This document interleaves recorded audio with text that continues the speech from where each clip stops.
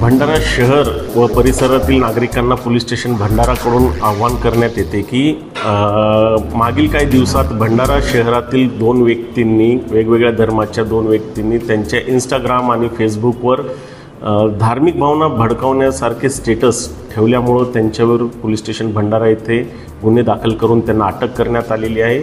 मी police निरीक्षक गोकुळ सूर्यवंशी भंडारा शहरातील तमाम जनतेला आवाहन करतो की कोणत्याही अफवांवर विश्वास ठेवू नये, तसेच एखाद्या धर्माच्या भावना दुखावतील अशा प्रकारे कोणीही फेसबुक, इंस्टाग्राम किंवा व्हॉट्सअपच्या माध्यमातून स्टेटस ठेवणार नाही किंवा कोणते कमेंट्स करणार नाही।